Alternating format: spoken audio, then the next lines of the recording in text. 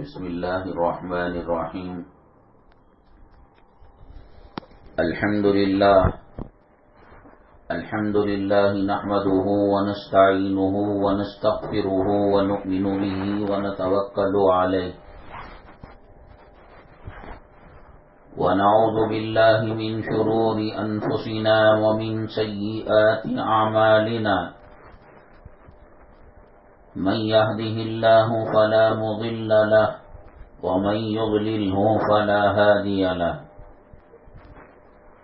ونشهد أن لا إله إلا الله وحده لا شريك له. ونشهد أن سيدنا ومولانا محمدا عبده ورسوله صلى الله عليه وعلى آله وأصحابه وبارك وسلم تسليما كثيرا. أما بعد، فأعوذ بالله من الشيطان الرجيم. بسم الله الرحمن الرحيم. إنما المؤمنون إخوة فأصلحوا بين أخويكم.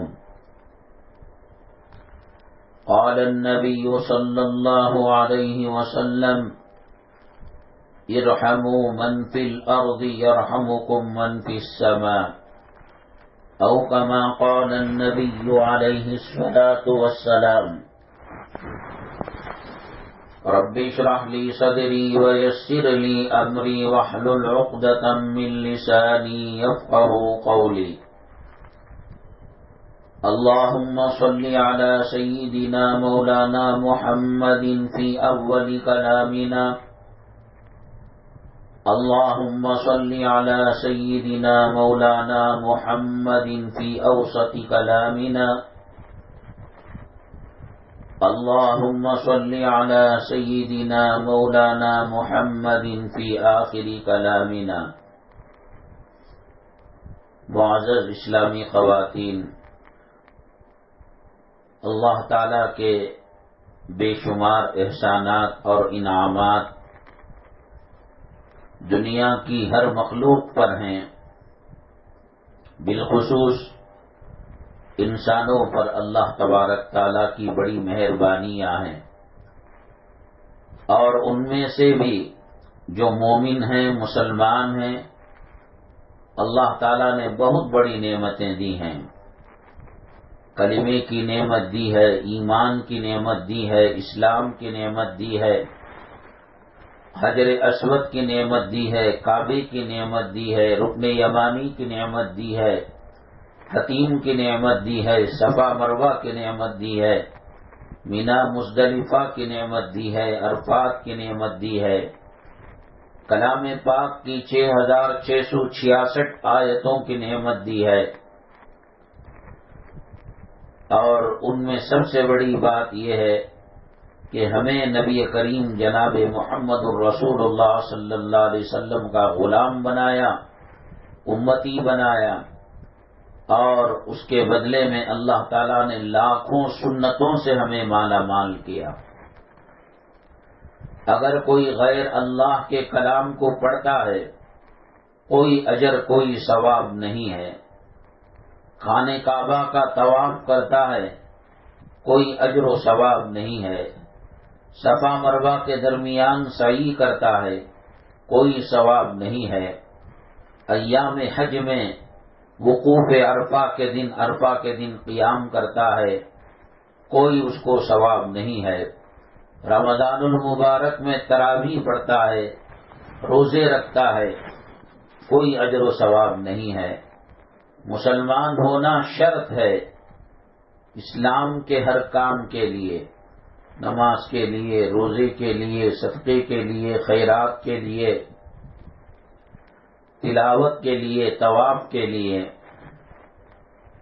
اور میری ماں اور بہنیں، انسان کا ایک مزاج ہے، ایک چیز کو جب بار بار کہا جاتا ہے، انسان کا یقین دلمل ہو جاتا ہے. ہم جس معاشرے میں، جس سماج میں، جس سوسائٹی میں رہتے ہیں، ایک تو کہنا زبان کا ہے کہ دنیا بہت بڑی نعمت ہے، دنیا بہت بڑی دولت ہے، پیسے، روپیے، سونا، چاندی، زمین، پراپرٹی، بلڈنگیں. یہ بنانے والے نہیں کہتے کہ ہم فرعون کا کام کر رہے ہیں، ہم شداد کا کام کر رہے ہیں، ہم حامان کا کام منہ سے نہیں بولتے. لیکن جو چیز نظر آتی ہے کہ ان گھروں سے جنازے نکلتے ہیں، گھر ویران ہوتے ہیں اور قبرستان آباد ہوتا ہے. کون سا گھر ہے جس گھر کے اندر کوئی بیمار نہ ہو؟ شوگر کی بیماری ہے، ہارٹ کی بیماری ہے، کولیسٹرول کی بیماری ہے اور بی پی کی دوائیاں بھری پڑی ہیں الماریاں. اللہ تبارک تعالیٰ نے اس دنیا کو بنایا اور بنانے کے بعد ایک مرتبہ بھی رحمت کی نگاہ سے اس دنیا کو نہیں دیکھا. اللہ کو یہ دنیا پسند نہیں ہے. آپ کھانا بناتی ہیں، سالن بناتی ہیں، چائے بناتی ہیں، کبھی ایسا ہو جاتا ہے کہ ٹینشن کے اندر چائے میں پتی زیادہ پڑ گئی، شکر زیادہ پڑ گئی، ابال آ کر زیادہ جل گئی چائے، کھانے کو داغ لگ گیا. بنایا تو آپ نے ہے لیکن دل نہیں لگا اس میں، اسے آپ اچھا نہیں کہتے. یہ تو اپنی بھول اور اپنی نسیان اور اپنی غفلت کا نتیجہ ہے. اللہ نے جتنے عالم بنائے ان میں سب سے برا عالم، ملعون عالم، سوائے اللہ کے ذکر کے اور اس سے تعلق رکھنے والی چیزوں کے، سب کا سب اللہ کی نگاہ کے اندر ایک مچھر کے پر کے برابر رہی. واشنگ مشین آدمی لیتا ہے، فریج لیتا ہے کمپنی سے، تو ایک کی قیمت 3000 ہے اور ایک کی قیمت 1,00,000 روپے ہے. اب اگر کوئی کمپنی والے سے پوچھے، سیلس مین سے پوچھے، بھائی یہ بھی وہی کام کرتا ہے، وہ بھی وہی کام کرتا ہے، کولنگ اس میں بھی آتی ہے، کولنگ اس میں بھی آتی ہے، گھر کے ساز و سامان، سالن کھانا وغیرہ اس میں بھی سڑتا نہیں، اس میں بھی سڑتا نہیں. تو کارخانے کا جو نمائندہ ہوتا ہے وہ کہتا ہے اس کی کوئی ضمانت نہیں، کوئی گارنٹی نہیں، کب یہ خراب ہو جائے اور فریج میں رکھے ہوئے دودھ، سالن اور ترکاری، کھانے پینے کی چیزیں سب برباد ہو جائے. ہاں یہ ہے کہ کمپنی اس کی وارنٹی گارنٹی دیتی ہے اور اگر کچھ بھی خراب ہو جائے اس کے بدلے دوسرا فریج دیتی ہے. تو ہم مانتے نہیں مانتے، ہم کہیں کہ نہیں صاحب 3000 کا فریج اچھا ہے، 1,00,000 کا اچھا نہیں. بنانے والے کی بات پر اعتبار کرتے ہیں. 3000 کہاں، 1,00,000 کا فریج کہاں، کتنا فرق ہے. اس دنیا کو نہ ہمارے باپ نے بنایا، نہ ہمارے دادا نے بنایا، نہ خسر صاحب نے بنایا، نہ دیور نے بنایا، نہ ساسو ماں نے بنایا. اللہ نے اس دنیا کو بنایا اور بنانے کے بعد اللہ تبارک تعالیٰ نے کہا میری نگاہ میں یہ دنیا مچھر کے پر کے برابر نہیں ہے، اور میں نے اس کو بنانے کے بعد ایک مرتبہ بھی رحمت کی نگاہ سے نہیں دیکھا، محبت کی نگاہ سے نہیں دیکھا. نبی کریم جناب محمد رسول اللہ صلی اللہ علیہ وسلم، حضرات صحابہ کرام جو اس وقت آپ کے سامنے موجود تھے، ان سے کہا کیا میں آپ کو دنیا نہ بتاؤں؟ صحابہ کرام نے عرض کیا ہاں اللہ کے نبی صلی اللہ علیہ وسلم، بتائیے کہ دنیا کیسی ہوتی ہے. ان تمام صحابہ کرام کو لے کر آبادی ختم ہو گئی، لے کر چلے، جنگل شروع ہو گیا. پھر اس کے بعد وہ جگہ جہاں گاؤں کا کوڑا کرکٹ ٹٹی جسے کہتے ہیں کچرا ڈالا جاتا ہے، وہاں ایک مری ہوئی بکری پڑی تھی اور سڑان کی وجہ سے کوئی آدمی قریب نہیں جا سکتا تھا. چھوٹے چھوٹے کیڑے مکوڑے حشرات الارض مل ملا رہے تھے. آدمی کی طبیعت کرتی کہ وہاں بالکل ایک سیکنڈ کے لیے رکا نہیں جائے، فوراً آگے بڑھ جائے. اللہ کے نبی صلی اللہ علیہ وسلم نے فرمایا کیا تم میں کا کوئی آدمی اس کو پیسوں سے خریدے گا، دینار و درہم سے خریدے گا؟ اللہ کے نبی صلی اللہ علیہ وسلم سے صحابہ کرام نے عرض کیا اے اللہ کے نبی صلی اللہ علیہ وسلم، کوئی مفت میں دے تو بھی اس کو اپنے گھر میں نہیں رکھے گا. یہاں اسی لیے پڑا ہوا ہے کہ یہ مردار ہے، یہ بدبودار ہے اور کیڑوں اور جراثیم سے لت پت ہے. اللہ کے نبی صلی اللہ علیہ وسلم نے فرمایا اللہ کی نگاہ میں پوری دنیا کی حقیقت اس سے بھی بدتر ہے. لیکن زبان حال سے، ایک ہوتی ہے زبان قال، منہ سے بولا جاتا ہے یہ اچھی ہے یہ خراب ہے، ہم کو غیروں سے کیا لینا دینا. جو نبی کریم صلی اللہ علیہ وسلم کی امتی ہیں، غلام ہیں، بانیاں ہیں اور اسلام کے ٹھیکیدار ہیں، انہوں نے زبان سے تو نہیں کہا کہ ہم کو مرنا نہیں ہے، ہمیں جنازے میں سوار ہونا نہیں ہے، ہمیں قبرستان میں دفن ہونا، یہ تو نہیں کہتے. لیکن جس طریقے سے بلڈنگوں کی تعمیر ہو رہی ہے، پراپرٹیوں سے محبت کی جا رہی ہے، لگتا ہے کہ ہمیں موت آنی نہیں ہے اور ہمیشہ یہیں رہنا ہے. میری مائیں اور بہنیں، جب ہم سڑک پر چلتے ہیں تو بڑے بڑے مال اور بڑی بڑی عمارتوں کو دیکھ کر اللہ کی قسم کھا کر کہتا ہوں میں کہ قرآن شریف کی سورہ رحمان کی آیت دل و دماغ میں گھومنے لگتی ہے. انسان میں کوئی کہہ سکتا ہے آپ مولانا صاحب ہیں، کما نہیں پاتے، آپ کی تنخواہ کم ہے، آپ کو نہیں ملا مال دولت اور بلڈنگ تو آپ ان کو کوس رہے ہیں. بلی کو چچڑے نہیں ملے، بلی چیخ رہی ہے. ایسی بات نہیں ہے. آدمی کوشش کرے، آدمی محنت کرے اور قسمت اس کا ساتھ دے، اللہ تعالی نوازتا ہے. ہم نے دیکھا مسجد کے باہر فٹ پاتھوں پر عطر بیچنے والے، چھوٹے موٹے بچوں کے کپڑے بیچنے والے بڑے بڑے شو روم کے مالک بن گئے.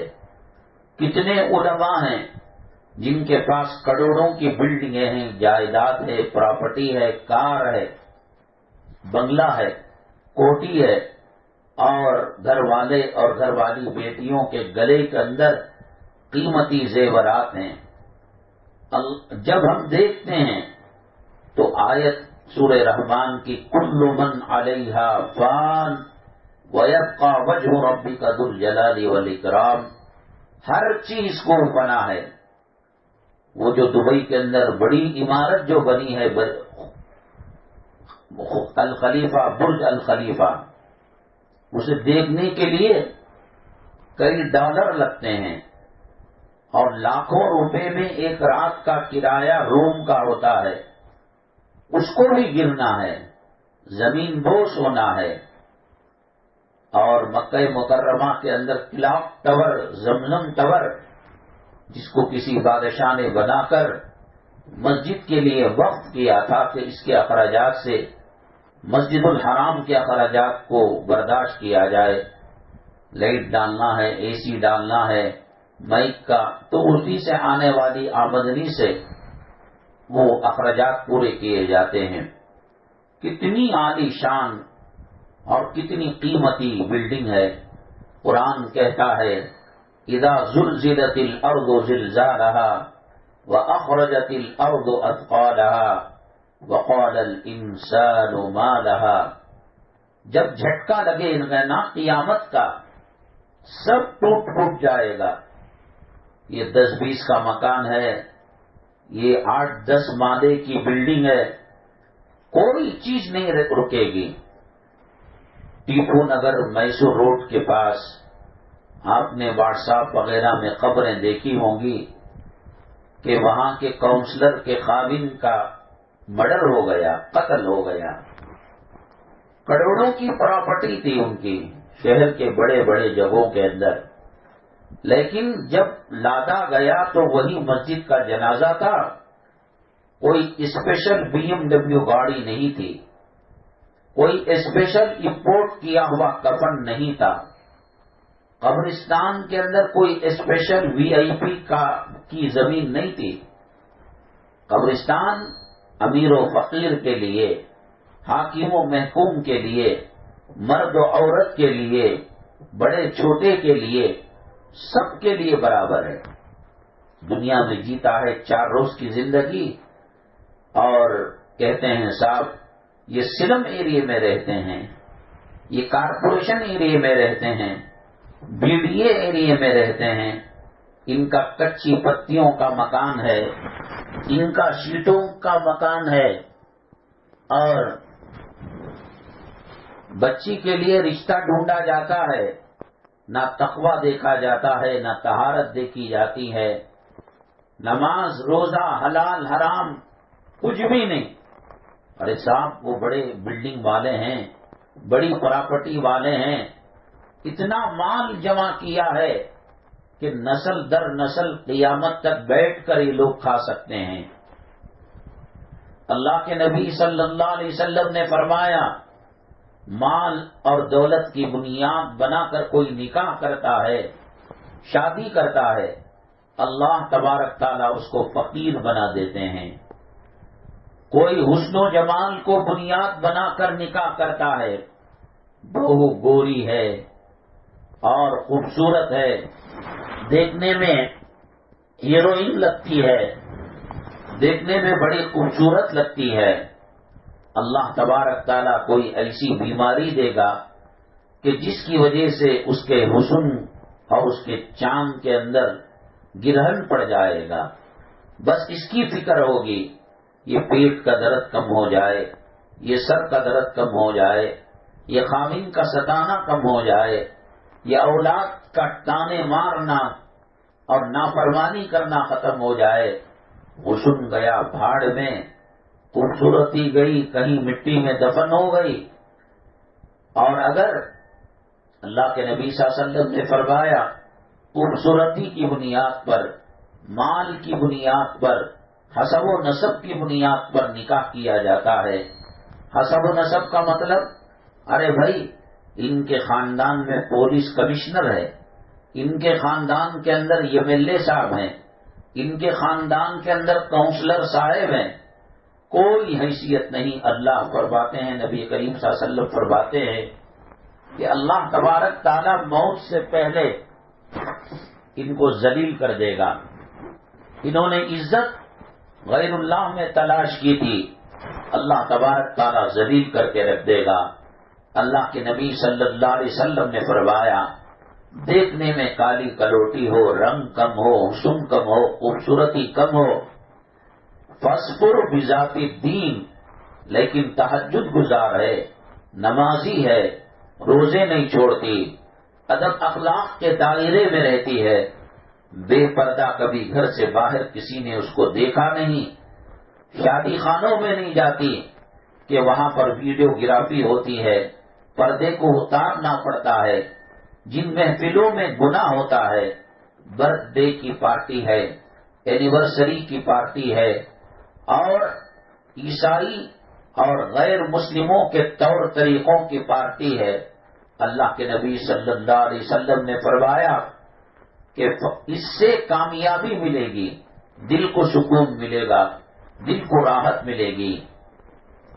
داماد کی تلاش ہے، متقی پرہیزگار کو دیکھو، دنیا والا، پیسوں والا، روپیہ والا گھمنڈ کرے گا، کبر کرے گا اور بڑائی جتائے گا، ایک جملہ ایک دن میں کہہ دے، کیا ہے تیری اماں کے پاس، کیا ہے تیرے باپ کے پاس، گٹ گٹ کر مر جائے گی، طبیعت خراب ہو جائے گی، اور ٹینشن سے BP اور شوگر آ جائے گی، اور دماغ کو مار پڑ پڑ کر پلاٹ کی بیماری پیدا ہو جائے گی، اللہ کے نبی صلی اللہ علیہ وسلم نے فرمایا فَاصْفُرْ بِذَاتِ الدِّينِ، جوئی دیکھنا ہو، داماد دیکھنا ہو، بہو دیکھنا ہو تو دیندار کو دیکھو۔ میری ماں اور بہنیں، آج کل گلی کوچوں کے اندر بیوٹی پارلر آ گیا، کوئی خاتون ہزاروں روپے دے کر وہ اینیورسری کے لیے، برتھ ڈے کے لیے، شادیوں میں جانے کے لیے یا دلہن بننے کے لیے ہزاروں روپے کا میک اپ کرتی ہے۔ آپ اس میک اپ کو ایک طرف رکھیے گا، اللہ کی عزت و جلالت کی قسم، ایک نمازی خاتون، نمازی باپردہ عورت وضو کرے رات کے 2 بجے 2:30 بجے اور تہجد کی نماز پڑھے، اللہ کے کلام پاک کی تلاوت کرے، اللہ اس کے چہرے پر ایسا حسن نکارتے ہیں، چہرہ اتنا منور، چہرے کے اندر جو حسن آتا ہے وہ رنگ روپ کی وجہ سے نہیں آتا۔ آپ دیکھیے گا بیوٹی کانٹیسٹ کمپٹیشن ہوتا ہے کہ پورے ورلڈ کے اندر سب سے زیادہ کون خوبصورت ہے۔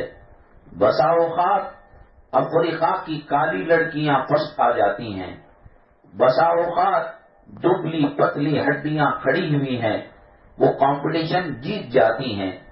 ہندوستان کی کئی عورتوں نے یہ کمپٹیشن جیتا ہے، ان کا رنگ کیسا ہے، ان کا روپ کیسا ہے۔ ہم اگر نمبر دینا چاہیں تو کیا دے سکتے ہیں؟ حسن گورے رنگ میں اور چونے کے پانی کے رنگ میں نہیں ہے، حسن اخلاق میں ہے، حسن کردار میں ہے، اور حسن اس کی سیرت میں ہے، اس کے ظاہر اور باطن میں ہے۔ بہرحال میری ماں اور بہنیں، میں یہ عرض کر رہا تھا کہ یہ زبان سے تو نہیں کہتے، مال ہی اصل ہے، اور نہ جنازوں سے عبرت پکڑتے ہیں، نہ قبرستان سے عبرت پکڑتے ہیں، لیکن عمل جو کرتے ہیں، کام جو کرتے ہیں، بلڈنگوں پر بلڈنگیں، زمینوں پر زمینیں۔ نبی کریم جناب محمد رسول اللہ صلی اللہ علیہ وسلم کی 11 ازواج مطہرات تھیں۔ اللہ نے عمرے کی آپ کو توفیق دی ہے، حج بیت اللہ کی توفیق اللہ تبارک تعالیٰ نے دی ہے۔ مدینہ طیبہ آپ تشریف لے جائیں گی، رات کے کسی پہر میں 1:30 بجے 2 بجے یا دن کے وقت میں جب گنبد خضرا کے آس پاس کوئی مرد حضرات نہ ہو یا ہو تو اب بھی پردے کے ساتھ وہاں ایک دروازہ ہے باب جبرائیل۔ اس کا نام باب جبرائیل اس لیے رکھا گیا کہ حضرت جبرائیل علیہ السلام نبی کریم صلی اللہ علیہ وسلم کے پاس وہی جو لاتے تھے، قرآن جو لاتے تھے، اسی راستے سے آیا کرتے تھے، اور مرد حضرات نبی کریم صلی اللہ علیہ وسلم کے روضے کی زیارت کرنے کے لیے اس طرف باب السلام ہے، وہاں سے داخل ہوتے ہیں، اور نبی کریم صلی اللہ علیہ وسلم، حضرت سیدنا ابو بکر صدیق رضی اللہ تعالیٰ عنہ، حضرت عمر بن خطاب رضی اللہ تعالیٰ عنہ، تینوں کو سلام پڑھتے ہیں، درود پڑھتے ہیں، اور جو یکزٹ باہر نکلنے کا دروازہ ہے اسے باب البقی کہتے ہیں۔ باب البقی اس لیے کہتے ہیں کہ وہاں سے قبرستان جو بقی کا ہے اسی طرف سے ہے، تو باب البقی اور باب جبرائیل کے درمیان جو مسافت ہے اسی کے اندر نبی کریم صلی اللہ علیہ وسلم کے ازواج مطہرات کے پورے گھر تھے۔ حضرت فاطمہ الزہرا رضی اللہ تعالی عنہا کا دولت قدا بھی وہیں تھا۔ کتنا فاصلہ ہے، مورخین نے لکھا ہے، سیرت لکھنے والوں نے، اگر کوئی آدمی اندر کھڑے ہو کر سیدھا ہاتھ اس طرف کرے، ڈاواں ہاتھ سیدھا کرے کھڑے ہو کر جیسے ایکسرسائز کرتے ہیں، تو ادھر کے دیوار کیا تھی؟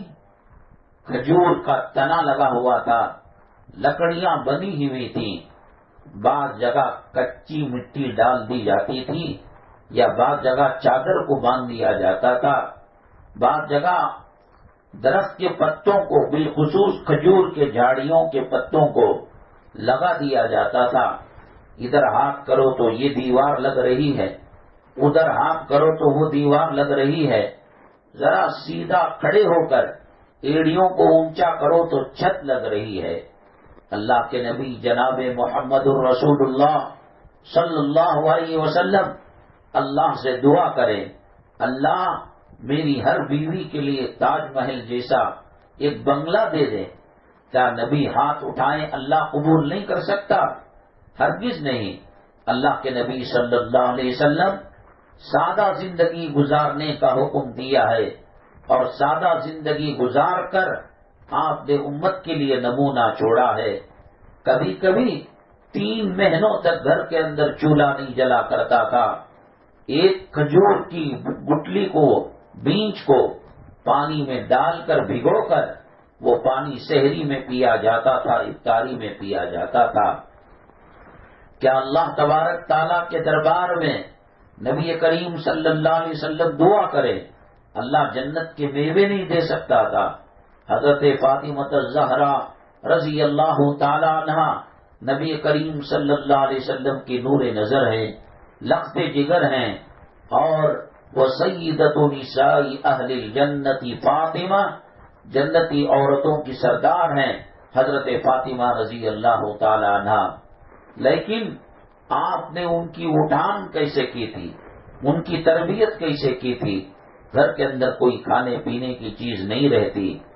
عرب کا دستور تھا، نبی کریم صلی اللہ علیہ وسلم سے کوئی ملاقات کے لیے آتا یا کوئی بادشاہ کا نمائندہ آتا، اللہ کے نبی صلی اللہ علیہ وسلم اپنے گھر میں پوچھا کر بھیجتے، کیا دودھ ہے، کیا روٹی کے ٹکڑے ہیں، کیا سرید ہے، یا کھانے پینے کی کوئی چیز ہے؟ 95% 95 ٹائم تو یہی جواب آتا، نہیں، 11 بیویوں کے یہاں بھی کوئی کھانے کی چیز نہیں ہے۔ تب اللہ کے نبی صلی اللہ علیہ وسلم فرماتے، ہے کوئی صحابی جو ان کو لے جا کر اپنے گھر مہمان رکھے؟ تو کوئی ایک صحابی قبول لیتا، اور وہ بھی ان کے گھر میں پوچھتا۔ بیگم صاحبہ کہتی، ہمارے گھر میں کوئی کھانے کی چیز نہیں ہے، تو تب سارا مدینہ طیبہ وہ گھومتا، مہمان کو لے کر گھومتا پھرتا اور پوچھتا، آپ کے گھر میں کچھ ہے مہمان کو دینے کے لیے؟ تو منع کرتے۔ حضرت فاطمہ الزہرا رضی اللہ تعالیٰ عنہ کے دولت گدے پر لے آئے۔ پوچھا صحابی نے، میری بہن نبی کریم صلی اللہ علیہ وسلم کی نور نظر، لخت جگر، آپ کے والد محترم نے ایک مہمان دیا ہے، یہ باہر سے آیا ہے۔ روٹی کو بیچنا بہت بڑی بے عزتی کی بات سمجھی جاتی تھی۔ روٹی عزت کی چیز ہے، جیسے ماں عزت کی چیز ہے، ماں کو بیچا خریدا نہیں جا سکتا۔ بیٹی عزت کی چیز ہے، بیٹی کو خریدا بیچا نہیں جا سکتا۔ بہو عزت کی چیز ہے، حتیٰ کہ میری ماں اور بہنیں غیر مسلم مرنے سے پہلے وصیت کرتے ہیں، میری آنکھ کا کنیا دان کر دیا جائے، مرنے کے بعد آنکھ کو نکال لیا جائے، دل کو نکال لیا جائے، دماغ کو نکال لیا جائے۔ شریعت منع کرتی ہے، وہ شریعت جو خیر خواہی انسانوں کی کرتی ہے، جانوروں کی کرتی ہے، پرندوں کی کرتی ہے، وہ شریعت جس نے مسلمان کی تعریف کی ہے، المسلم من سلم المسلمون من لسانہ ویدہ، مسلمان وہ ہے جو اپنی ذات سے دوسروں کو زبان سے، اپنے ہاتھوں پیر سے دوسروں کو تکلیف نہ دے۔ یہ نہیں تعریف کی اسلام کی کہ مسلمان وہ ہے جو نماز پڑھتا ہے، مسلمان وہ ہے جو روزہ رکھتا ہے، مسلمان وہ ہے جو صدقہ خیرات کرتا ہے۔ شریعت نے بتایا بھی تو ایسے بتایا کہ مسلمان اپنی زبان سے، اپنے ظاہر سے، اپنے باطن سے کسی کو تکلیف نہیں دیتا۔ بہرحال اس مہمان کو لے کر حضرت فاطمہ الزہرا رضی اللہ تعالیٰ عنہ کے دولت قدے پر جایا گیا اور کہا، دروازے کو کھٹکھٹایا۔ حضرت فاطمہ الزہرا رضی اللہ تعالیٰ عنہ نے پوچھا، من دق الباب، کس نے دروازے کو کھٹکھٹایا ہے؟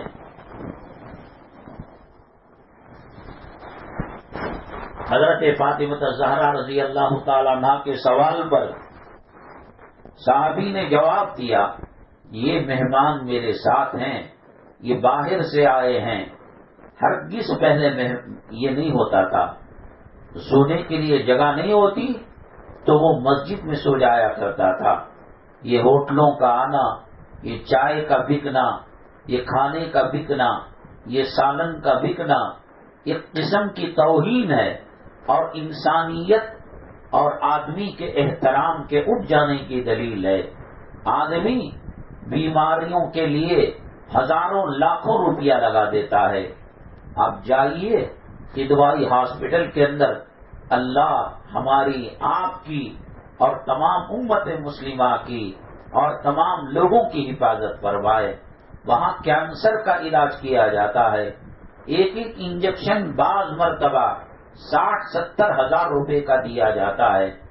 تو مہمان کے اوپر اگر ہم خرچ کر دیں، مہمان کے اوپر ہم اگر پیسہ لٹا دیں کھانا پینا، یہ بہت بڑی بے عزتی ہے۔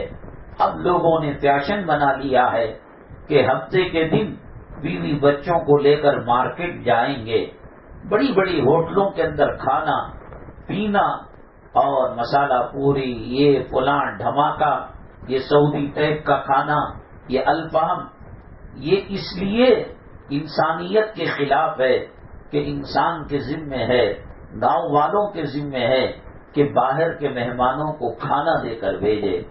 حدیث پاک میں آتا ہے قیامت کے دن اللہ تبارک تعالیٰ فرماتے ہیں، میں بھوکا تھا، کھانا مانگنے کے لیے آیا، تو نے کھانا مجھے نہیں دیا۔ میں پیاسا تھا، پانی مانگنے کے لیے آیا، تو نے مجھے چائے شربت وغیرہ نہیں دی۔ میں ننگا تھا، تو نے مجھے کپڑا نہیں دیا۔ بندہ کہتا ہے اللہ تو وراء الورا ہے، تجھے کسی چیز کی ضرورت نہیں، تو کسی چیز کا محتاج نہیں، تو سب کو ننگوں کو کپڑا دیتا ہے، سب بھوکوں کو کھانا کھلاتا ہے، سب پیاسوں کو پانی پلاتا ہے۔ اللہ ایسا کب آئے تھے آپ ہمارے گھر؟ اللہ تعالیٰ فرمائیں گے فلاں فقیر آیا تھا، فلاں مہمان آیا تھا، وہ دہائی دے رہا تھا، وہ تڑپ رہا تھا ٹھنڈی رات کے اندر کہ اس کو کوئی سلا دے، وہ دوا دارو کے لیے پیسہ مانگ رہا تھا، اس کی بیٹی ایڑیاں رگڑ رہی تھی، اس کی بیگم ڈلیوری کے لیے پیسہ نہ ہونے کی وجہ سے چیخ و پکار کر رہی تھی، آپ نے اس کو نہیں دیا۔ میری مائیں اور بہنیں، یہ ہوٹلوں کا کھلنا، یہ چائے کی ہوٹلوں کا کھلنا، یہ کھانے پینے کی ہوٹلوں کا کھلنا، یہ ہماری انسانیت کے جنازہ نکلنے کی دلیل ہے۔ رسول پاک صلی اللہ علیہ وسلم کی حیات طیبہ میں خیر القرون کے اندر کہیں بھی روٹی بکتی نہیں تھی، چائے بکتی نہیں تھی، پانی بکتا نہیں تھا۔ ہماری انسانیت پر پردہ پڑ چکا ہے، ہم انسان سے بدتر حیوان ہو چکے ہیں۔ اللہ کے راستے میں دینا، مہمان کو بھی دینا، اللہ کے راستے میں دینا ہے۔ اسی لیے جو آدمی 77 کلومیٹر اپنے گھر سے باہر چلا جاتا ہے، نہ اس پر روزہ فرض ہے، نہ اس پر زکوٰۃ فرض ہے، نہ اس پر کوئی اور خیرات فرض ہیں۔ حج بیت اللہ کے لیے جو جاتے ہیں حجاج کرام، وہ مہمان ہوتے ہیں، مسافر ہوتے ہیں، 15 دن سے کم مکے میں رہتے ہیں، تو ان پر زکوٰۃ نہیں ہے، ان پر قربانی نہیں ہے، اور ان پر نفلی صدقہ خیرات کرنا ضروری نہیں ہے۔ انسانیت کا جنازہ نکل چکا ہے، حیوانیت کا چادر آج انسان اوڑھ چکا ہے، ہر راستے سے لوٹنا چاہتا ہے۔ اللہ کے نبی صلی اللہ علیہ وسلم کے گھرانے میں نہیں ہوتا، آپ صحابہ کو فرماتے، صحابی کے گھر میں نہیں ہوتا، مدینہ طیبہ کی گلیوں کے اندر وہ گھومتے۔ میری مائیں اور بہنیں، آپ کبھی میسور گئی ہوئی ہوں گی، چنئی مدراس گئی ہوئی ہوں گی، بئی روڈ آپ حیدرآباد گئی ہوئی ہوں گی۔ بعض گاؤں اور دیہات جو پچھڑے علاقے ہیں، آپ نے وہاں مندر کے پاس، مسجد کے پاس پتھر کے پلروں کے اوپر چٹان رکھی ہوئی، ایک چھوٹا سا کمرہ نظر آتا ہوگا، قریب میں کہیں تالاب بھی رہا ہوگا. یہ اصل میں پہلے زمانے میں کھانا تو دے دیتے مسافر کو، کھانا تو دے دیتے مہمان کو. بعض مرتبہ گھر میں جگہ نہیں ہوتی تو گاؤں کے لوگ چندہ کر کر مسافر خانہ اور سرائے بناتے تھے.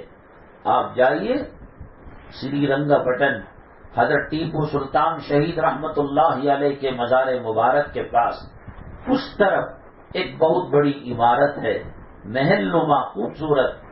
آپ گائیڈ سے پوچھئے، وہ یہی کہے گا کہ حضرت اپنے زمانے کے جو مہمان آتے، مسافر آتے اور تو یہاں سرائے میں رکتے تھے، ان کے لیے کھانے کا انتظام کیا جاتا تھا.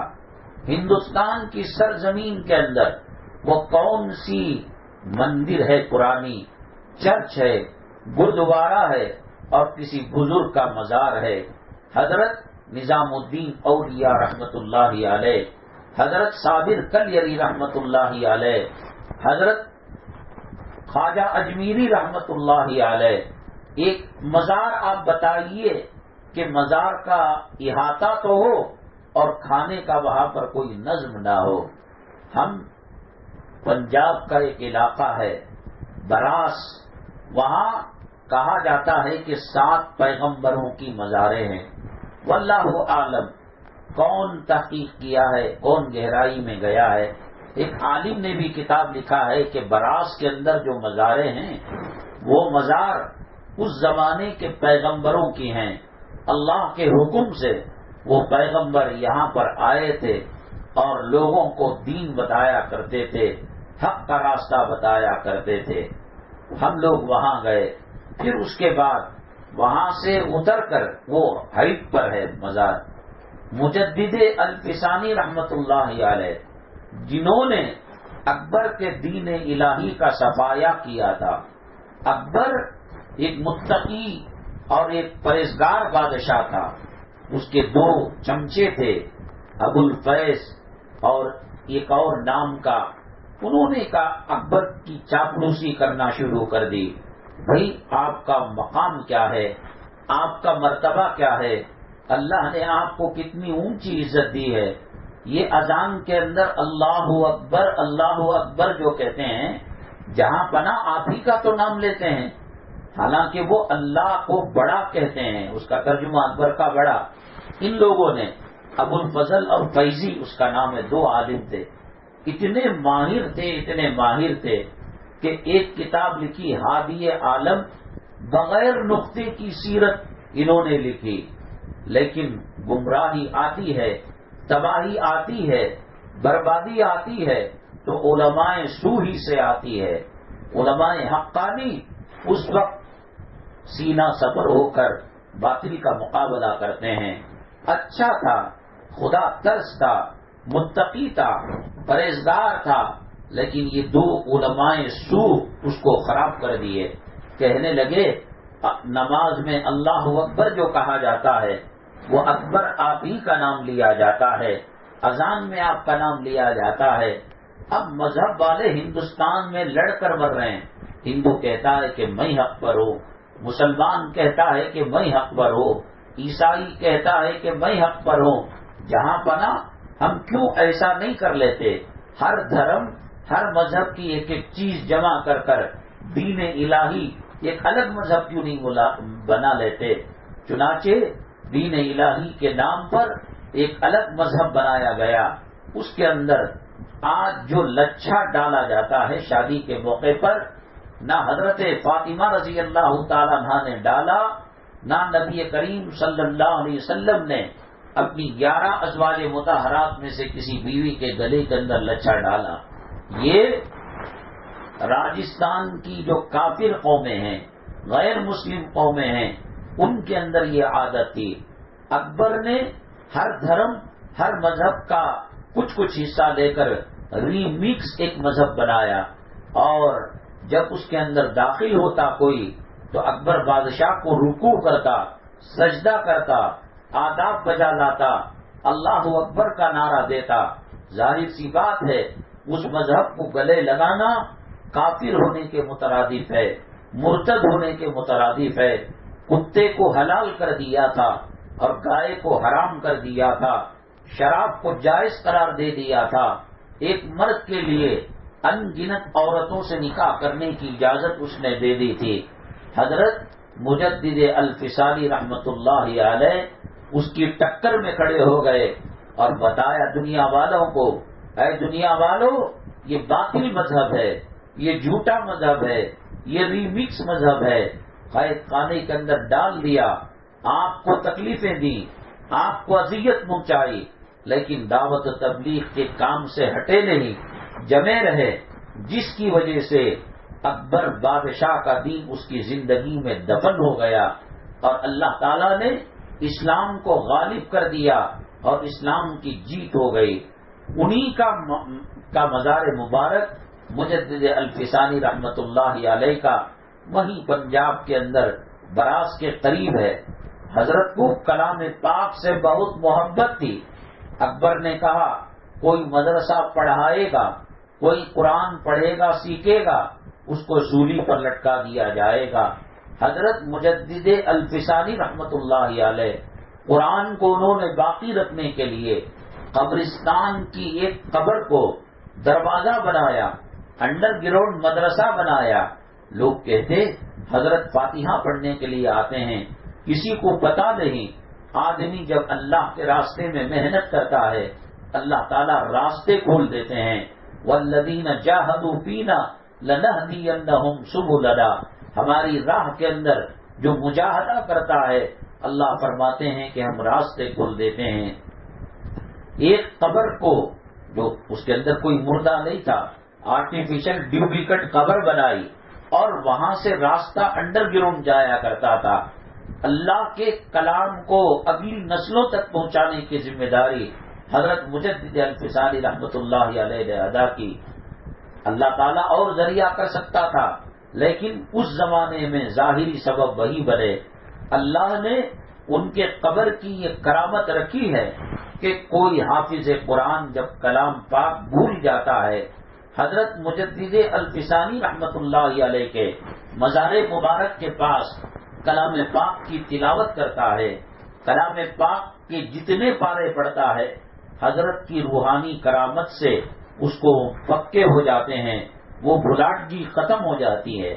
وہیں پر ایک لنگر تھا، لنگر کہتے ہیں کہ جہاں پر کھانے پینے کا انتظام ہوتا تھا، وہیں سے نا بات چلی تھی کہ پہلے روٹی کو بیچا نہیں جاتا تھا۔ ہر ولی کے مزار کے پاس، ہر بزرگ کے مزار، اس کی تو اجمیر شریف کی دیغیں کتنی مشہور ہیں، دنیا کی سب سے بڑی دیغ ہے۔ کبھی مسافر ان بزرگان دین کے دربار سے بھوکا خالی پیٹ نہیں جایا کرتا تھا، وہ خود بھوکے رہتے، وہ مجاہدہ کرتے، وہ پیٹ پر پتھر باندھتے، لیکن آنے والے مہمانوں اور مسافروں کے لیے کھانے کا نظم ہوا کرتا تھا۔ ہمارے دل میں بھی بڑی تمنا تھی، حسرت تھی کہ آخر ان لنگروں کا کھانا ہوتا کیسے ہے۔ یہاں اگر ہم بیٹھ جائیں جو پہچان والے کہیں گے بھئی شہر کے مولانا صاحب لنگر کھانے میں کھانا کھا رہے ہیں، لگتا ہے کہ گھر والوں سے لڑائی ہو گئی، جھگڑا ہو گیا۔ وہاں کون جانتا، اپنے ساتھیوں کے ساتھ لنگر خانے کے دسترخوان پر بیٹھ گئے۔ اللہ کی قسم کہتا ہوں میں، ایک عجیب لذت تھی، ایک عجیب قسم کی روحانیت تھی۔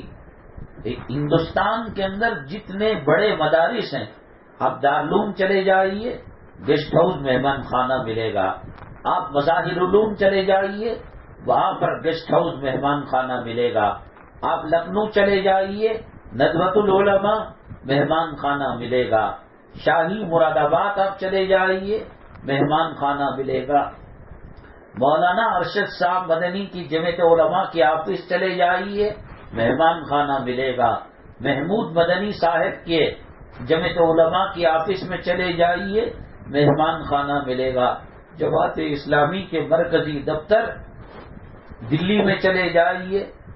کھانا نہیں بکتا تھا، کھانا بکنا احترام والی چیز ہے، اسی لیے یہ خواتین جو سر کے بال بیچتی ہیں یہ شریعت میں جائز نہیں ہے۔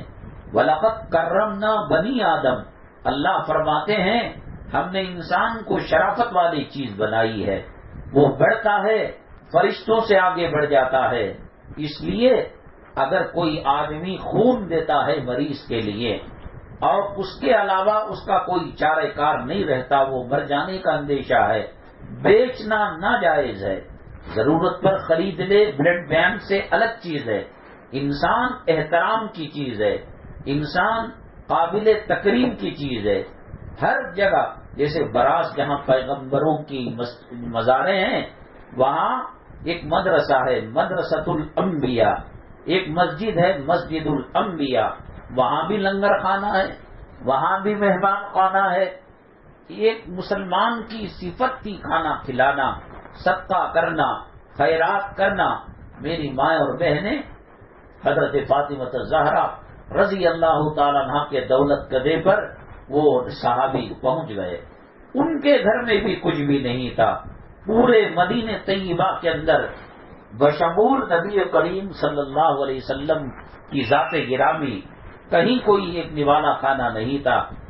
اور حضرت فاطمہ الزہرا رضی اللہ تعالیٰ عنہ نے کہا کہ میرے محبوب، میرے والد محترم، میرے بڑے، انہوں نے مہمان کو بھیجا ہے، خالی ہاتھ کیسے جا سکتا ہے؟ گھر میں روٹی نہیں ہے، گھر میں گوشت کا ٹکڑا نہیں ہے، گھر میں گیہوں نہیں ہے، گھر میں کھجور نہیں ہے۔ میں میرے محبوب، میرے والد محترم ابا حضور کے مہمان کو خالی ہاتھ نہیں بھیجنا چاہتی۔ ایک چادر تھی جس سے وہ اپنے جسم کو ڈھانکا کرتی تھی، ایک دوسری پھٹی پیون لگی چادر اپنے جسم پر ڈھانک لیا اور وہ چادر صحابی کو دیا اور کہا کہ مدینے کے بازار میں شمعون نام کا ایک یہودی وہ غلہ اناج بیچتا ہے، اس کو میرا سلام پہنچا دینا اور کہنا نبی کریم صلی اللہ علیہ وسلم کی نور نظر، لقت جگر، حسنین کی والدہ حضرت علی کی زوجہ، انہوں نے آپ کو سلام کہا ہے اور کہا ہے کہ مہمان کو ہم یوں نہیں واپس بھیجتے، اس چادر کے بدلے کچھ غلہ اناج دے دو۔ اس نے وہ چادر لے لی اور لینے کے بعد آنکھوں سے آنسو کے قطرے نکلنے لگے اور غلہ اور اناج کو دے دیا۔ کہا کہ نبی کے گھرانے کی عورتوں کا وصف کیا ہے، اخلاق کیا ہے، کردار کیا ہے، اپنے لیے مانگا نہیں، مہمان کے پیٹ بھرنے کی فکر ہے۔ چنانچہ چادر جب لے کر غلہ اناج دے دیا تو وہ صحابی اور مہمان جانے لگے۔ شمعون نے کہا ارے بھائی سنو تو صحیح، تو جب واپس آئے کیوں آپ نے کچھ کم دے دیا یا زیادہ دے دیا، کیا مسئلہ ہے، کیوں بلایا؟ کہا یہ چادر نبی کریم صلی اللہ علیہ وسلم کے نور نظر لقت جگر کو دے دیجئے، میرا سلام سنائیے اور کہیے کہ میرے حق میں دعا کرے۔ اور صحابی سے کہا آپ ہاتھ بڑھائیں، نبی کے گھرانے کے اندر جب یہ اخلاق اور کردار نبی کی بیٹیوں میں ہو سکتی ہیں، وہ اسلام کی تعلیمات کیا ہوگی، وہ اسلام کے اخلاق کیا ہوں گے؟ میں شمعون یہودی تم کو اللہ کو گواہ بنا کر کہتا ہوں کہ آج میں کلمہ پڑھ کر مسلمان ہو جاتا ہوں۔ یہ ہوتا تھا۔ اسی لیے مسلمان کو کنیا دان کرنا، خون کا بیچنا، کڈنی کا بیچنا کیوں؟ احترام کی چیز ہے، عزت کی چیز ہے، روٹی عزت کی چیز ہے، کھانا عزت کی چیز ہے۔ ایک لمبے زمانے تک یہ چیزیں نہیں بیچی جاتی تھی۔ انگریزوں کے اندر انسانیت نہیں ہے، اخلاق نہیں ہے، کردار نہیں ہے، جس کی وجہ سے آج انسان خون کا پیاسا ہو گیا ہے، مال و دولت کا حریص اور دیوانہ ہو گیا ہے۔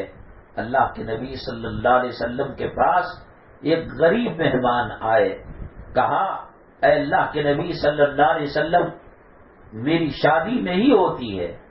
کہا کہ کوئی رشتہ آتا، کون مجھ غریب کو دے گا، کون مجھ فقیر کو رشتہ دے گا؟ تو اس زمانے میں بڑے سیٹ صاحب، بڑے کاروبار والے ایک مسلمان تھے۔ کہا کہ جا کر ان سے کہو کہ محمد صلی اللہ علیہ وسلم نے کہا ہے کہ ان کی بیٹی سے تمہارا بیاہ کر دیا جائے۔ وہ گئے اور یہ کالے کلوٹے بھی تھے، غریب بھی تھے، لاچار بھی تھے، مکان نہیں، خاندان قبیلہ نہیں. کہا اللہ کے نبی صلی اللہ علیہ وسلم نے آپ کی بیٹی کا ہاتھ میرے ہاتھ میں دینے کے لیے کہا ہے. انہوں نے کہا ٹھیک ہے، بچی عاقلہ بالغہ بڑی ہے، ہم اس سے پوچھیں گے، اجازت ہوگی تو کر دیں گے. وہ گئے، جانے تک یہ الٹے قدم پھر رسول اللہ صلی اللہ علیہ وسلم کے کچھ سنانے کے لیے نکلے. اتنے میں پردے کی اوٹ سے اس لڑکی نے کہا ہم تباہ ہو جائیں گے، ہم برباد ہو جائیں گے اللہ کے نبی کے حکم کو اگر ٹال دیں گے. اب جب اللہ کے نبی نے کہا صلی اللہ علیہ وسلم تو خیر ہی خیر ہوگا، آپ براہ کرم نکاح کی تیاری کر لیجئے. فرشتے نے آ کر بتایا ملک الموت نے کہ ہم نے لوح محفوظ کے اندر دیکھا ہے 1 دن کے اندر اس کی موت آنے والی ہے، یہ مر جانے والے ہیں، اور آپ نے نکاح کا حکم دے دیا ہے. ہاں بھائی، جب لوح محفوظ کے اندر لکھا ہوا ہے کہ وہ انتقال کر جائیں گے تو وہ بات ہونی ہے. ان اجل اللہ اذا جاء لا یؤخر لو کنتم تعلمون. اللہ کے نبی صلی اللہ علیہ وسلم نے کہا اللہ کو جو منظور ہوگا ہوگا، اللہ زندہ رکھنا چاہے گا رکھے گا. اور اس کی زندگی میں دلہن کی شادی شدہ زندگی شاید قسمت نے ایک ہی دن 24 گھنٹے رکھے ہوں گے. 24 گھنٹے گزرنے کے بعد اللہ کے نبی صلی اللہ علیہ وسلم نے ایک صحابی کو بھیجا، کل ہمارے پاس ایک کالے کلوٹے مہمان آئے تھے، ہم نے ان کا نکاح سیٹ صاحب امیر صاحب کی بیٹی سے کروا دیا ہے، لیکن ملک الموت نے کہا کہ 24 گھنٹے میں ان کا موت کا پروانہ آنے والا ہے، اور لوح محفوظ کے اندر بھی لکھا ہوا ہے، اور مجھے بھی آرڈر ہے کہ میں ان کی روح قبض کر لو. تو اللہ کے نبی صلی اللہ علیہ وسلم نے کہا جاؤ اس دلہن کے گھر میں جب کل شادی کی رعنائیاں بجتی تھیں، آج اس گھر کے اندر سوگ ہوگا، جنازہ نکلنے کا، داماد کو کفن میں لپیٹنے کا، مجھے وہاں کی نیوز بتاؤ. صحابی کو بھیجا.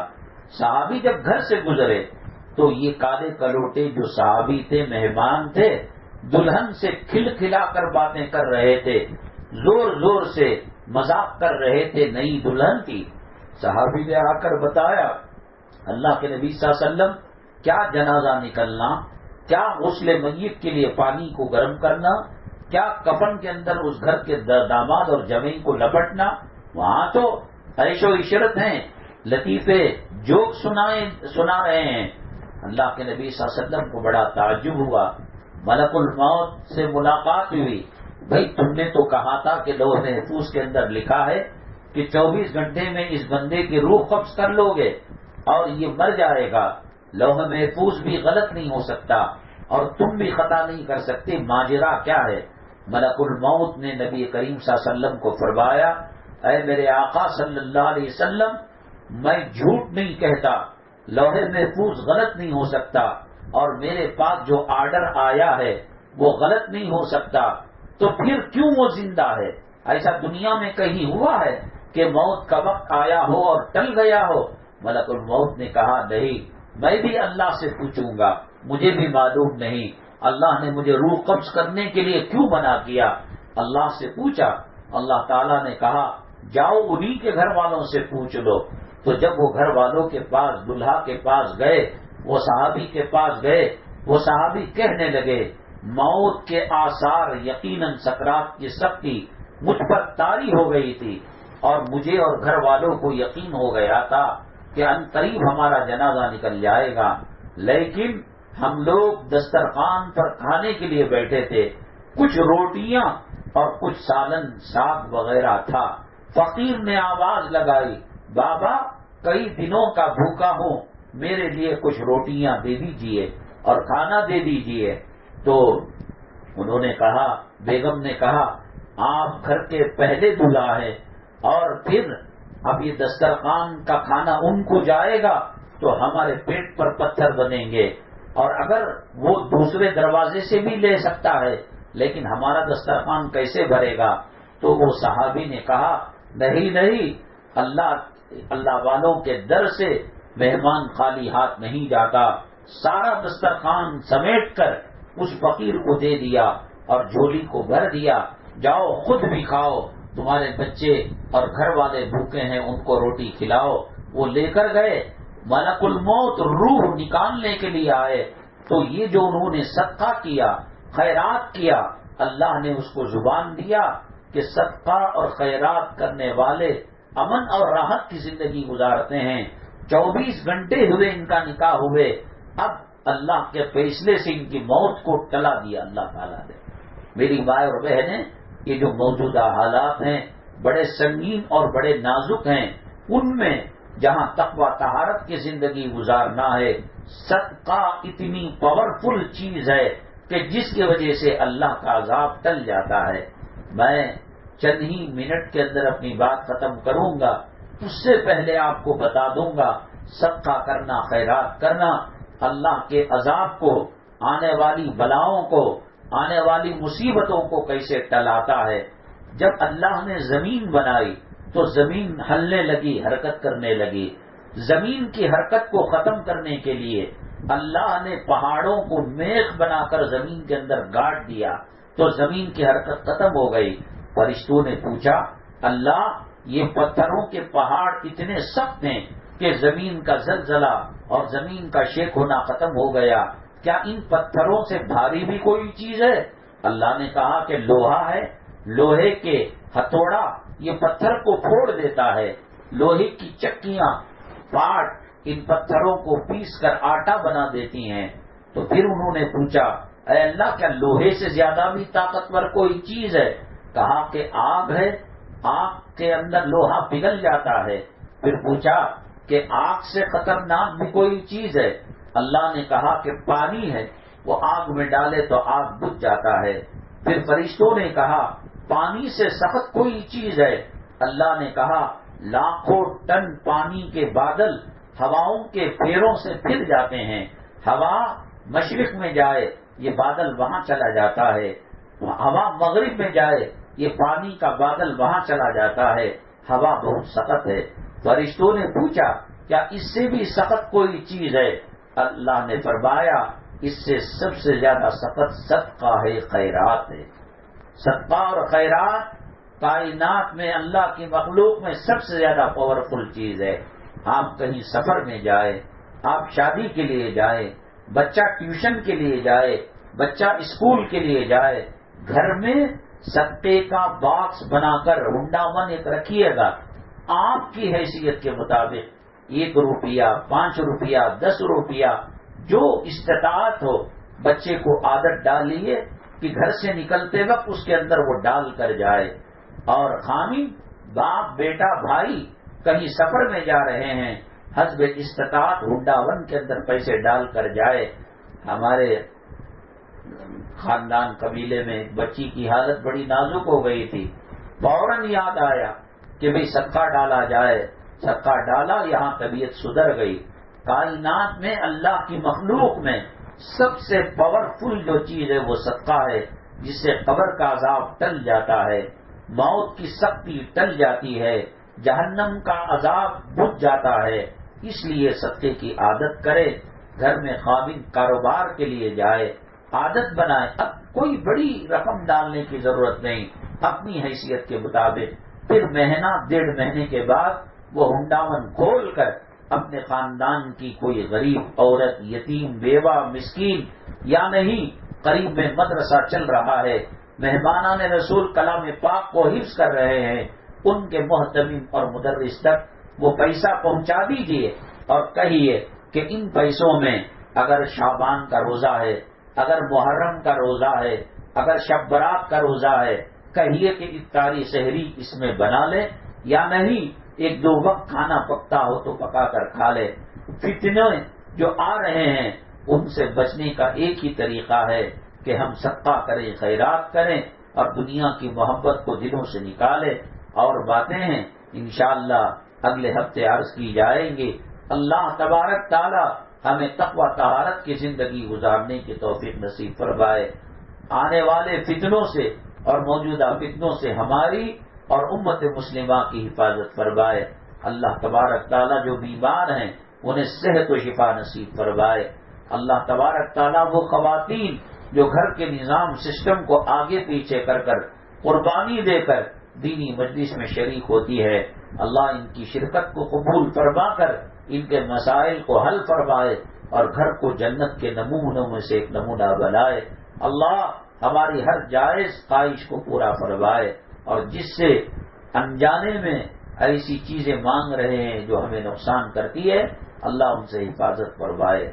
الحمدللہ رب العالمین، والصلاة والسلام علی سید المرسلین وعلی آلہ وصحبہ اجمعین ومن تبعهم بإحسان إلى يوم الدين۔